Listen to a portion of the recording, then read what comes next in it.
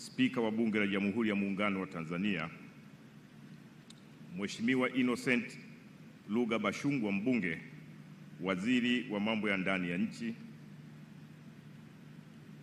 Naibu Kamishna wa Polisi Daktari Lazaro Mambosasa, Commandant wa Chuo cha Taaluma ya Polisi Dar es Salaam, Mheshimiwa Vita Rashidi Kawawa, Mwenyekiti wa Kamati ya Kudumu ya Bunge, Mambo ya Nje, Ulinzi na Usalama,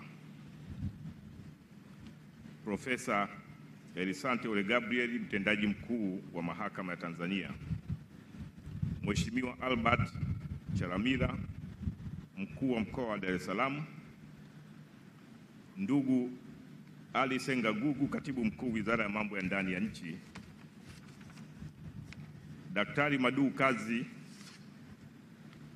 Naibu Katibu Mkuu Wizara ya Mambo ya Ndani ya Nchi, wakuu wa vyombo vya ulinzi na usalama, Bi Anna Kileo, mwakilishi wa Sylvester Anthony Mwakitaru, mkurugenzi wa mashtaka, Ofisi ya Taifa ya Mashtaka, wakuu wa Jeshi la Polisi wastaafu wakiongozwa na IGP mstaafu Omar Mahita, makamishina wa polisi wastaafu, makamishina wa polisi mliohudhuria hapa, Mheshimiwa Omar Kumbira Moto, Meya wa Jiji la Dar es Salaam, naibu commissioners mliopo, watumishi raia wa Jeshi la Polisi, makamishina wasaidizi waandamizi wa polisi na makamishina wasaidizi, wakurugenzi wa mashirika ya serikali na binafsi mliopo, wakurugenzi wa manispaa na wakuu wa idara, viongozi wetu wa dini na wale wa vyama vya siasa mliopo,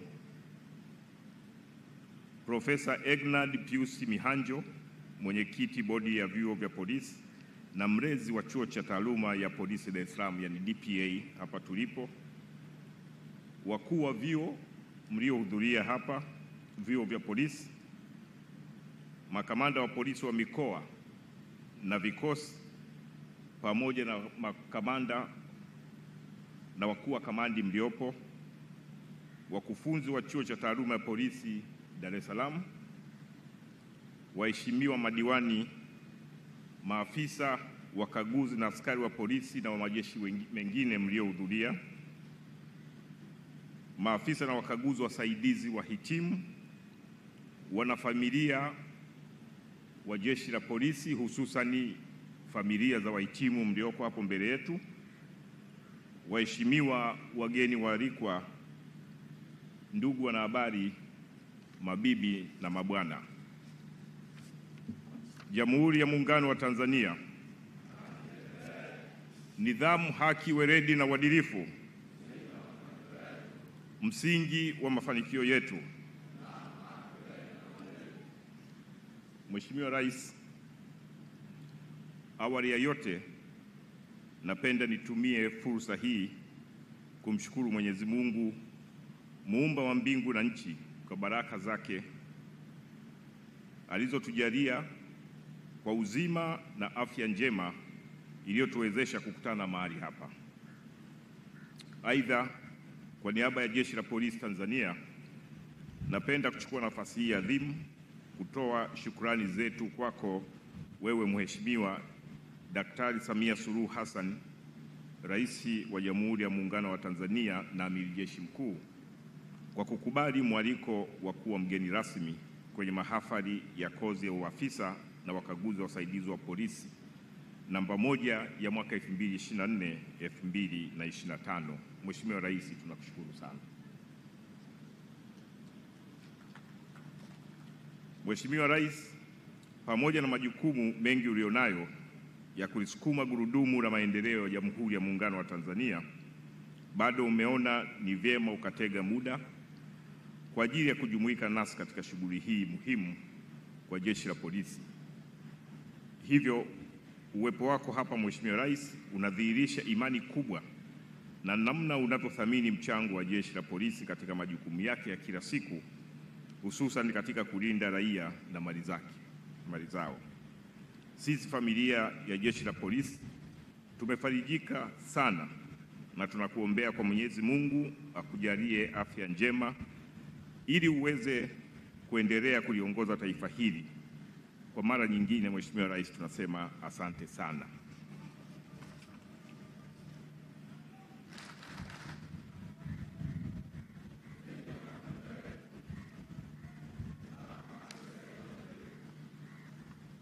Mheshimiwa Rais, naomba niungane na taarifa iliyotolewa hivi punde na Naibu Kamishna wa Polisi Daktari Lazaro Mambosasa, Commandant wa Chuo cha Taaluma ya Polisi Dar es Salaam DPA, ambayo imeeleza masuala mbalimbali ya uendeshaji wa mafunzo utakayohitimisha leo hii. Vile wakati wa uendeshaji wa mafunzo hayo, nami pia nilipata fursa ya kuwatembelea maafisa na wakaguzi wasaidizi wanaohitimu leo hii, ambapo pamoja na mambo mengine muhimu niliwapa maelekezo mbalimbali ya kiutendaji yatakayowasaidia katika kufuata misingi ya weledi katika utekelezaji wa majukumu yao ya kila siku. Kadhalika, nilitumia timu ya maafisa mbalimbali, waandamizi na wataalamu kutoka makao makuu ya Jeshi la Polisi ambao nao walitoa elimu kuhusu masuala mbalimbali mtambuka ya kiutendaji ndani ya Jeshi la Polisi. Mheshimiwa Rais, nami napenda niwakumbushe maafisa na wakaguzi wahitimu maneno mafupi ya hekima kutoka kwa hayati Rais mstaafu wa Afrika Kusini Nelson Mandela aliyewahi kusema, na nukuu, "Education is the most powerful weapon which you can use to change the world", ambayo kwa tafsiri ya Kiswahili kisicho rasmi yanamaanisha kuwa elimu ni silaha yenye nguvu kubwa ambayo unaweza kuitumia kubadili dunia. Hivyo nawasihi kuwa elimu na maarifa yote mliyopata hapa chuoni ni muhimu sana mkaitumie vema kama silaha ya kubadilisha maisha yenu ya kiutendaji, lakini pia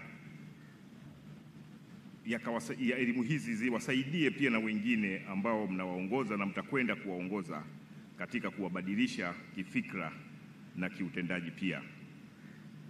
Ni imani ya Jeshi la Polisi kuwa wahitimu walioko mbele yako wanauelewa mpana wa masuala mtambuka ya kiutendaji yatakayowasaidia katika utoaji wa huduma bora za kiusalama kwa wananchi kwenye himaya au kamandi watakazopangiwa. Mheshimiwa Rais, jukumu langu leo ni kuweza kutoa maneno ya utangulizi kama mkuu wa Jeshi la Polisi, ili baadaye niweze kumkaribisha Mheshimiwa Waziri wa Mambo ya Ndani ya Nchi ambaye atatoa neno na pia kukaribisha wewe.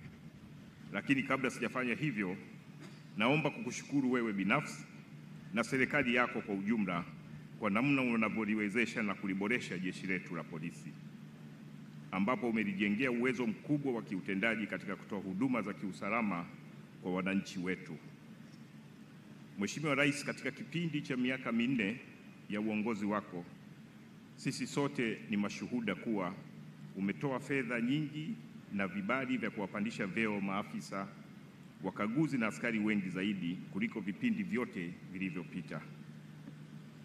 Ukiwatazama wengi wetu hapa, utawaona jinsi walivyopendeza, kuangalia walio kushoto kwangu, walio mbele yangu na wengi uliowaona wakiwa pale uwanjani na hata unaowaona maeneo mbalimbali unapokuwa kwenye shughuli zako.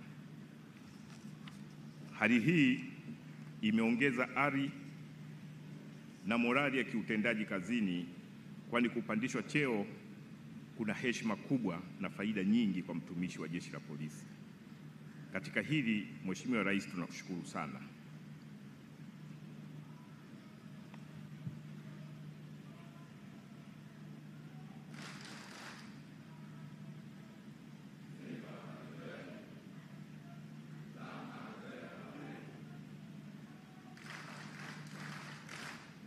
Rudia 321 tena kwa Mheshimiwa Rais.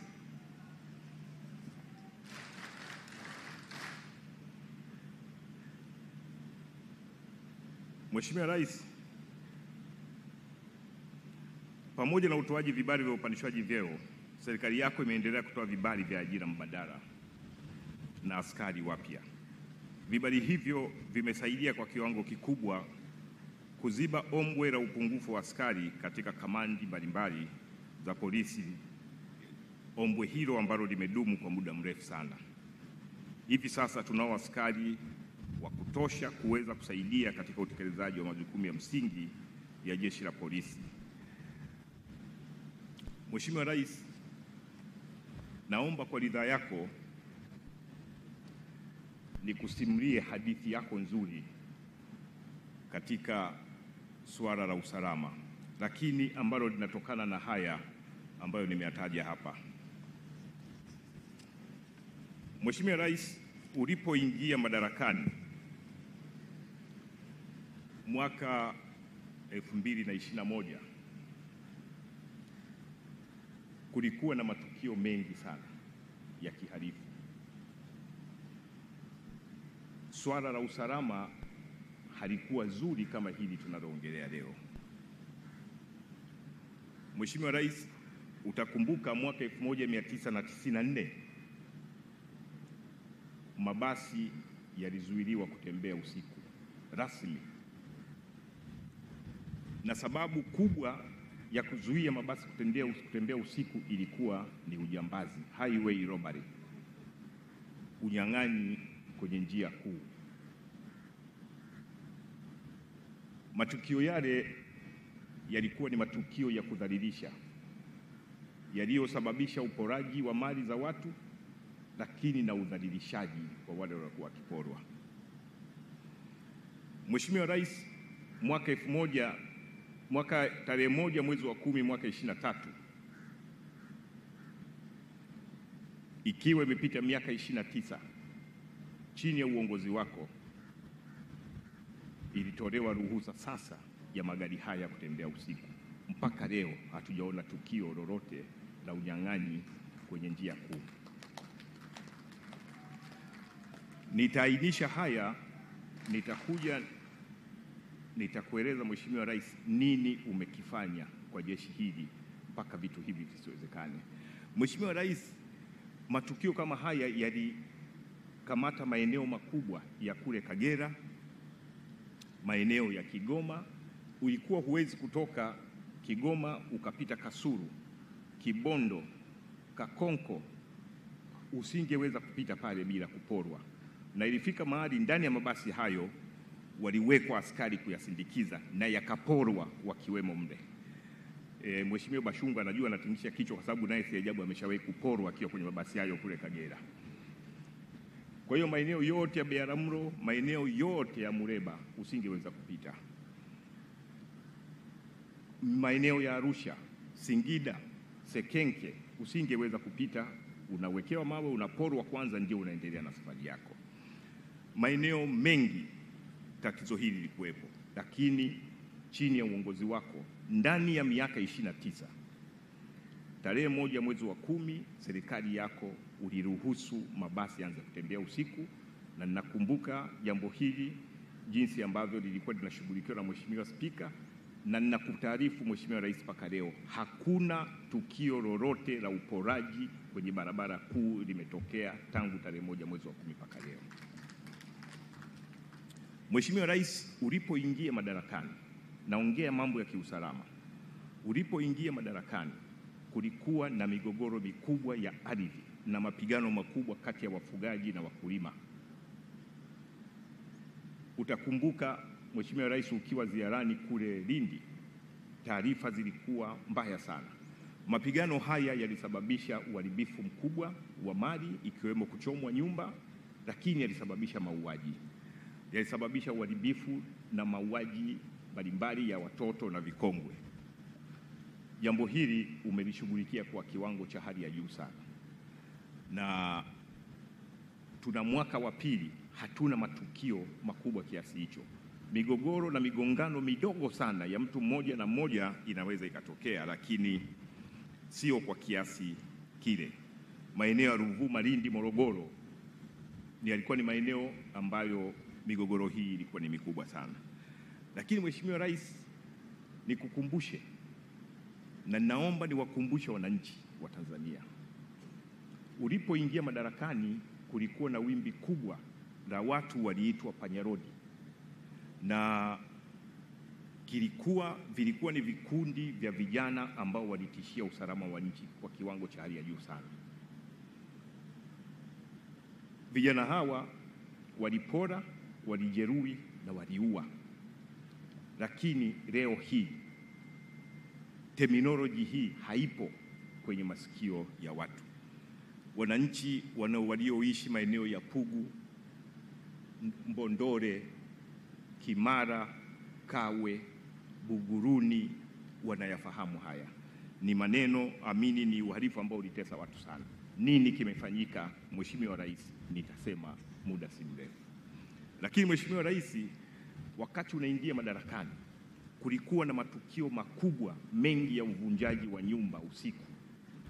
Watu hawa hapa Dar es Salaam waliitwa 10 ndani 10 nje, lakini maeneo ya kule Arusha waliitwa kanyaga twende.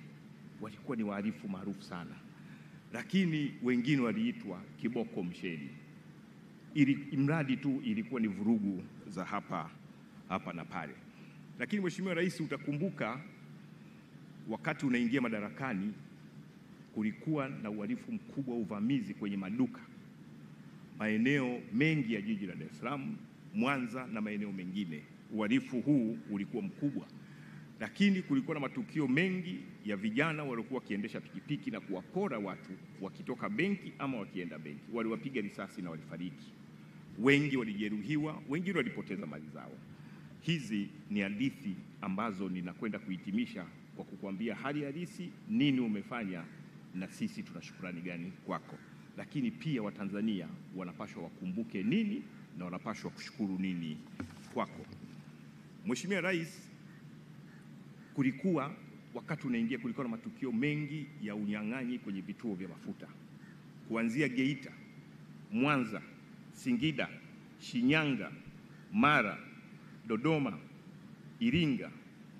Ilikuwa ikifika jioni, usiku ni uvamizi vituo vya mafuta na uporaji mkubwa sana.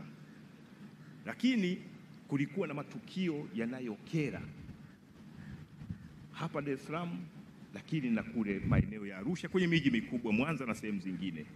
Kulikuwa na waporaji ambao ukitoka na pochi unaporwa, ukiwa na simu unaporwa. Hawa waliitwa majina na wakawa watu maarufu sana. Hapa Dar es Salaam waliitwa vishandu. Sasa hivi terminolojia haipo, lakini kule Arusha waliitwa tatu mzuka, na kule Morogoro pia waliitwa tatu mzuka. Nao pia walikuwa ni wahalifu maarufu na walisababisha hofu na taharuki sana kwa jamii. Mheshimiwa Rais, ninaweza kuongea mengi, naomba niishie hili la mauaji ya vikongwe ambayo yaliandamana na imani za kishirikina. Mheshimiwa Rais, mikoa ya Mwanza, Simiyu, Tabora, Geita, Shinyanga na mingine ilikuwa ni marufuku kuzeeka. Ukizeeka ni kosa, unahusishwa na imani za ushirikina. Mauaji yalikuwepo na yalifanyika, naomba nitunze takwimu. Lakini jambo hili Mheshimiwa Rais ni hadithi. Sasa nini ambacho kimefanyika? Mheshimiwa Rais, maafisa wakaguzi na wananchi, Mheshimiwa Rais kitu kikubwa alichokifanya kwenye eneo hili la usalama ni uwekezaji mkubwa sana kwa jeshi la polisi, hasa kwenye upande wa vitendea kazi. Utakumbuka Mheshimiwa Rais, kumekuwa pia na uhalifu kwenye maziwa makuu, umetupatia boti za kutosha, na sasa hivi pia tunanunua boti zingine kubwa, mimi naita meli kwa sababu ni kubwa sana, ambazo zinaweza zikafanya doria ya muda mrefu na kukaa baharini kwa siku nyingi zaidi. Lakini umetupatia pikipiki za kufanya doria za masafa ya kati na masafa mafupi, lakini gari za kufanya doria za masafa marefu ambayo zimeweza kusababisha kuondoa matukio mengi ambayo yangeweza kuleteleza unyang'anyi kwenye barabara kuu, highway robbery. Tuna uwezo Mheshimiwa Rais wa kufanya doria barabara zote hapa nchini, na tuna gari za kutosha kufanya doria barabara zote, na ndio maana tuna kiburi na kusema highway robbery ni terminology ambayo haipashwi kukumbukwa na Mtanzania yoyote. Lakini Mheshimiwa Rais, hapa kumeongelewa mambo ya mafunzo. Kazi hii tunayofanya ni profession, sio kila mtu anaweza kufanya kazi hii, lakini ili kazi hii ifanyike vizuri na profession hii iwe na heshima, ni lazima kuwe na mafunzo mazuri. Mheshimiwa Rais, nakumbuka muda mfupi baada ya kuwa umeniteua kuwa mkuu wa Jeshi la Polisi, uliniita pale Tanga, ukaniambia keti hapo, badilisha jeshi lako, askari maafisa wako waende wakapate mafunzo, na ukanielekeza Mheshimiwa Rais, toka hapa katafute shule nje ya nchi za kusababisha hawa watu wakapata mafunzo sahihi ya namna ya kuzuia, kupambana na uhalifu, kutanzua na kubaini. Naomba nikukumbushe yote hayo. Kazi hiyo Mheshimiwa Rais nimeitekeleza vizuri, na sehemu ndogo ya kazi hiyo ndio hii anayoielezea Deputy Commissioner Mambosasa, na mafunzo haya tunayapata vizuri zaidi ndani na nje ya nchi. Nchi kama Misri tunapeleka askari na viongozi wengi sana. Urusi tunapeleka askari wa kutosha. China tunapeleka Mheshimiwa askari wa kutosha. Marekani, Uturuki, India tunapeleka askari wengi sana. Kwa mara moja peke yake tunapeleka askari sio chini ya 30, na wanapata mafunzo mazuri na wanarudi wanatusaidia. Hawa wote wana uwezo mkubwa wa jinsi gani ya kupambana, kutanzua na kupambana na kuzuia uhalifu. Lakini Mheshimiwa Rais, umeongeza ajira kwa kiwango cha hali ya juu sana. Kwa hiyo tunao askari wa kutosha, si wa kutosha kabisa, lakini tunao askari wa kutosha kuweza kusimamia mambo ya kiusalama kwenye maeneo yote ambayo yalikuwa yanaleta shida. Huko kwenye maeneo ya Tatu Mzuka, kule kwenye maeneo ya Vishandu, kule kwenye maeneo ya wahalifu Panyarodi na maeneo mengine ambayo nilikuwa nimeyataja. Lakini kwa ujumla wake maeneo yote haya, Mheshimiwa Rais, kitu kikubwa zaidi umeongeza morali ya hali ya juu kwa watendaji wa jeshi lako la polisi. Kwanza, upande wa maslahi, morali wa askari hawa umepanda sana, lakini promotion, upandaji wa vyeo umewafanya askari, maafisa na wakaguzi kuwa na morali wa hali ya juu na hivyo kujituma zaidi katika kutenda kazi. Lakini vitendea kazi peke yake vinawafanya pia wanajisikia fahari na wanaweza kutenda kazi kubwa na nyingi kwa urahisi na kwa muda mfupi. Lakini Mheshimiwa Rais, umeendelea kusimamia na kutoa fedha kwa ajili ya ujenzi wa ofisi, ujenzi wa nyumba za makazi, ujenzi wa vituo vya polisi. Tunajenga nyumba nyingi sana, tunajenga pale Dodoma, tunajenga kila mahali, lakini kikubwa kuliko yote Mheshimiwa Rais ni ujenzi wa chuo cha polisi, ile shule ya polisi ya Moshi, ambapo sasa inaondolewa shule ya Mkoroni na sasa inajengwa shule mpya ya kisasa. Na kushukuru sana Mheshimiwa, tumeendelea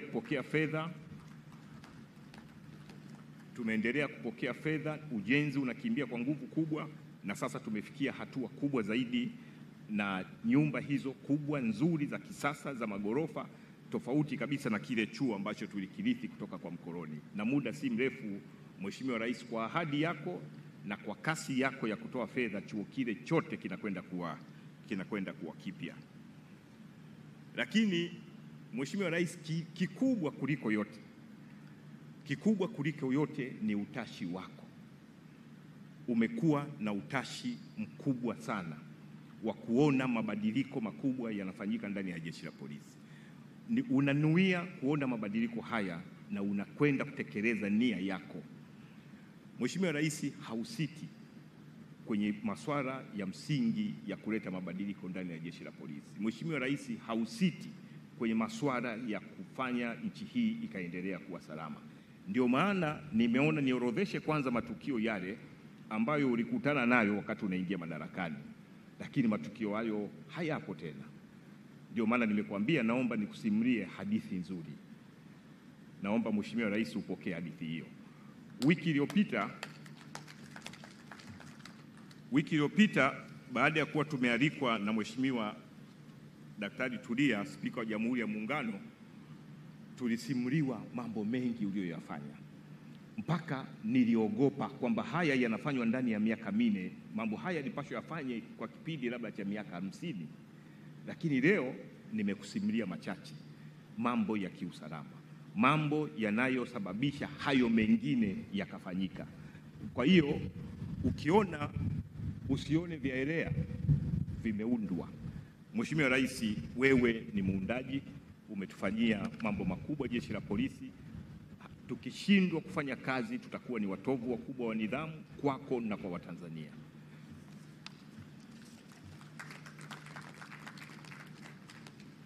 Mheshimiwa Rais, naomba sasa niendelee na nimalizie hotuba yangu. Sote tunatambua kuwa mwaka huu wa 2025 nchi yetu inatarajia kufanya uchaguzi mkuu wa rais, wa bunge na madiwani. Katika maandalizi ya uchaguzi mkuu huo, Jeshi la Polisi limejipanga vyema katika kuhakikisha kuwa uchaguzi huu unafanyika kwa amani na utulivu kabla, wakati na baada ya uchaguzi huo. Mheshimiwa Rais, tunakuahidi nchi hii ni salama. Nchi hii ina amani.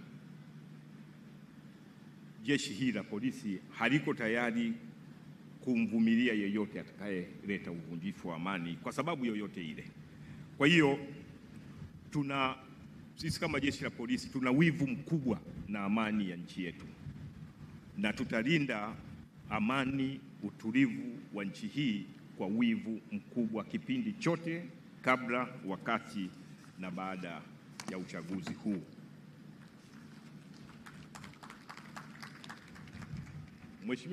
Mheshimiwa Rais, katika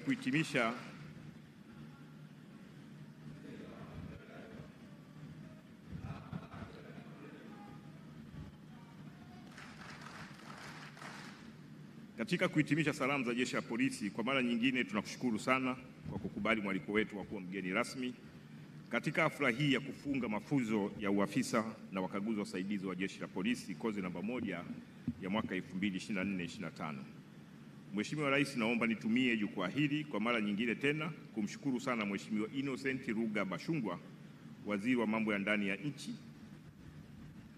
na ndugu Ali Gugu, Katibu Mkuu Wizara ya Mambo ya Ndani ya Nchi, kwa uongozi wao uliojaa hekima na busara katika kuongoza wizara hii ikiwemo Jeshi la Polisi.